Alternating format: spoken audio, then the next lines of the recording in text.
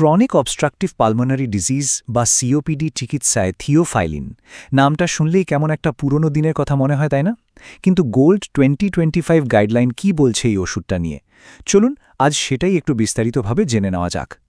তো একেবারে মূল প্রশ্নটা দিয়েই শুরু করি। একটা এত পুরনো ওষুধ যেটা একটা ক্রনিক রোগের জন্য বছরের পর বছর ধরে ব্যবহার হয়ে আসছে, এই 2025 সালে এসেও কি সেটার কোনো জায়গা আছে, নাকি সময় হয়েছে একে পুরোপুরি বিদায় জানানোর? চলুন এই উত্তরটাই আমরা খুঁজব। আমরা কি নিয়ে কথা বলবো তার একটা ছোট্ট ম্যাপ দেখে নিই। প্রথমে জানব থিওফাইলিন জিনিসটা আসলে কি, তারপর দেখব সিওপিডিতে এর কাজ, এর ঝুঁকিগুলো কি, আর সবশেষে গোল্ড 2025 এর ফাইনাল ভার্ডিক্ট কি। শেষে কিছু জরুরি কথাও থাকবে। তাহলে চলুন একদম গোড়া থেকে শুরু করা যাক। এই ক্লাসিক ড্রাগটা আসলে কি? এর পরিচয়টা ঠিকমতো না জানলে এর আজকের দিনের ভূমিকাটা বোঝা মুশকিল। থিওফাইলিন হচ্ছে মিথাইলোক্স্যান্থিন, মানে মিথাইলোক্স্যান্থিন ক্লাসের একটা ওষুধ। সোজা কথায় এর প্রধান কাজ হল শ্বাসনালীকে প্রসারিত করা বা রিল্যাক্স করা। এই জন্যই শ্বাসতন্ত্রের বিভিন্ন রোগে, বিশেষ করে সিওপিডিতে, এটা একসময় বহুলভাবে ব্যবহার করা হতো। এখন কথা হচ্ছে এটা কাজ করে কিভাবে, এর মেকানিজম অফ অ্যাকশনটা কি। দেখুন, এটা প্রধানত একটা নন সিলেক্টিভ ফসফোডাইএস্টারেজ ইনহিবিটর হিসেবে কাজ করে।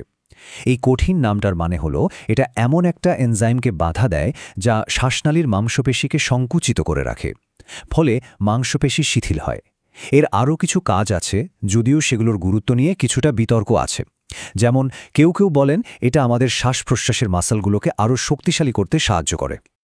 আচ্ছা, থিওরি তো অনেক হলো, এবার চলুন দেখি আসল জগতে, মানে স্টেবল সিওপিডি রোগীদের ক্ষেত্রে এটার ব্যবহারের পক্ষে যুক্তিগুলো কি। বিভিন্ন গবেষণায় একটা জিনিস কিন্তু পরিষ্কার, প্লেসিবো মানে যেটার কোনো ঔষধি গুণ নেই, সেটার সাথে তুলনা করলে স্টেবল সিওপিডিতে থিওফাইলিনের একটা ব্রঙ্কোডাইলেটর প্রভাব অবশ্যই আছে। তবে সেই প্রভাবটা খুব যে বিরাট তা কিন্তু নয়। বলা হচ্ছে এটা একটা মডেস্ট বা মাঝারি ধরনের প্রভাব। কিন্তু দেখুন, থিওফিলিনের আসল জাদুটা লুকিয়ে আছে কম্বিনেশন থেরাপিতে। একা স্যালমেট্রল নামের ওষুধটা ফুসফুসের কাজকে কিছুটা ভালো করে, কিন্তু যখনই এর সাথে থিওফিলিন যোগ করা হয় তখন ফুসফুসের কার্যকারিতা আর শ্বাসকষ্ট কমার মাত্রা দুটোই কিন্তু চোখে পড়ার মতো বেড়ে যায়। মানে এটা একটা দারুণ টিম প্লেয়ার হিসেবে কাজ করে। কিন্তু একটা বড় প্রশ্ন থেকেই যায়, এক্সাসেবেশনস বা রোগের হঠাৎ বেড়ে যাওয়ার ক্ষেত্রে কি হবে? এখানেই কিন্তু গল্পটা একদম ঘুরে যাচ্ছে। আগের কিছু স্টাডিতে উল্টোপাল্টা রেজাল্ট আসলেও একদম রিসেন্ট বড় ট্রায়ালগুলো কিন্তু খুব পরিষ্কারভাবে বলছে থিওফাইলিন যোগ করলে এক্সাসেবেশনস কমার ক্ষেত্রে কোনো লাভ হয় না, একদমই না। এটা কিন্তু মনে রাখার মতো একটা পয়েন্ট। তো আমরা এর ভালো দিকগুলো দেখলাম, কিন্তু যে কোনো ওষুধের গল্পরই তো দুটো দিক থাকে, তাই না?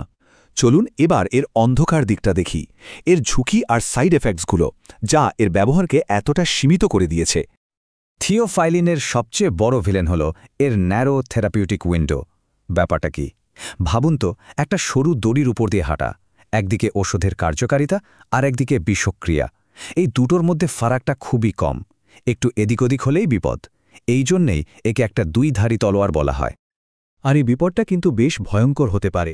হার্টের উপরের প্রভাবে অ্যাট্রিয়াল বা ভেন্ট্রিকুলার অ্যারিথমিয়ার মতো মারাত্মক সমস্যা হতে পারে, যা থেকে মৃত্যুও ঘটতে পারে। শুধু তাই নয়, নার্ভাস সিস্টেমের উপরের প্রভাবে গ্র্যান্ড মাল কনভালশনস বা মারাত্মক খিঁচুনি হতে পারে, এমনকি সেই রোগীর যদি আগে কোনোদিন খিঁচুনির ইতিহাস নাও থাকে। এইসব ভয়ঙ্কর ঝুঁকির কথা তো বাদই দিলাম, এমনকি যখন ওষুধের মাত্রা একদম ঠিকঠাক মানে থেরাপিউটিক লেভেলে থাকে তখনও কিন্তু অনেক সাধারণ কিন্তু বিরক্তিকর সাইড এফেক্ট দেখা যায়। যেমন ধরুন, সারাক্ষণ মাথা ব্যথা, রাতে ঘুম না আসা, গা গোলানো, বুক জ্বালা করা, এগুলো রোগীর জীবনযাত্রার মান অনেকটাই কমিয়ে দেয়। এর বিপদ এখানেই শেষ নয়। আর একটা বড় মাথা ব্যথার কারণ হল এর ড্রাগ ইন্টারাকশন, মানে অন্য ওষুধের সাথে এর বিক্রিয়া। দেখুন, এরিথ্রোমাইসিন, সিপ্রোফ্লক্সাসিনের মতো খুব কমন কিছু অ্যান্টিবায়োটিক বা সিমেটিডিনের মতো ওষুধ এর মেটাবলিজমকে পাল্টে দেয়। এর ফলে কি হয়? শরীরে থিওফাইলিনের পরিমাণ হঠাৎ করে বিপজ্জনক মাত্রায় বেড়ে যেতে পারে, আর তার ফল কি হতে পারে তা তো আমরা আগে আলোচনা করলাম। তাহলে একদিকে উপকার, অন্যদিকে মারাত্মক ঝুঁকি। এই দোটানার মধ্যে পড়ে সারা বিশ্বের বিশেষজ্ঞরা শেষমেশ কি সিদ্ধান্তে এলেন? চলুন এবার আমরা গোল্ড 2025 রিপোর্টের সেই ফাইনাল রায়টা দেখে নিই। গোল্ড 2025 রিপোর্ট একদম পরিষ্কার ভাষায় জানিয়ে দিয়েছে, ওরা বলছে থিওফাইলিন অ্যাকিউট এক্সাজারবেশনসের জন্য রেকমেন্ডেড নয়, তবে স্টেবল সিওপিডিতে এর একটা মাঝারি ব্রঙ্কোডাইলেটর বেনিফিট আছে। কিন্তু সবচেয়ে গুরুত্বপূর্ণ কথাটা হলো শেষের অংশটা। এটাকে অত্যন্ত সতর্কতার সাথে ব্যবহার করা উচিত। সোজা কথায় বলতে গেলে গোল্ড 2025-এর রায় হল থিওফাইলিন কোনোভাবেই সিওপিডির ফার্স্ট লাইন বা প্রথম সারির ওষুধ নয়। কেন নয়? কারণ এর সেফটি প্রোফাইল খুবই দুর্বল আর এর ড্রাগ ইন্টারঅ্যাকশনগুলো মারাত্মক ঝুঁকিপূর্ণ। তাহলে পুরো আলোচনাটা থেকে আমরা কি শিখলাম? চলুন সবটা এক জায়গায় এনে শেষ কথাটা সেরে ফেলি। শেষ কথা হল থিওফাইলিনকে একটা বিশেষ যন্ত্রের মতো ভাবা যেতে পারে। এর উপকারিতা আছে, সেটা অস্বীকার করার উপায় নেই। কিন্তু এই যন্ত্রটা নিরাপদে ব্যবহার করার জন্য প্রচুর দক্ষতা, জ্ঞান আর চরম সতর্কতা দরকার। এটা সবার জন্য নয়, আর এর ব্যবহার সবসময় একজন বিশেষজ্ঞর কঠিন বিবেচনার উপর নির্ভর করবে। আলোচনা শেষ করার আগে একটা প্রশ্ন রেখে যেতে চাই। যখন একটা ওষুধের একদিকে যেমন পরিষ্কার উপকারিতা আছে, আবার অন্যদিকে তেমনই মারাত্মক ঝুঁকিও আছে, তখন আমরা কিভাবে সিদ্ধান্ত নিই যে ঠিক কোন রোগীর জন্য এটা ব্যবহার করা হবে? এই কঠিন সিদ্ধান্ত নেওয়ার প্রক্রিয়াটাই কিন্তু আধুনিক মেডিসিনের সবচেয়ে বড় চ্যালেঞ্জগুলোর একটা। ভেবে দেখবেন।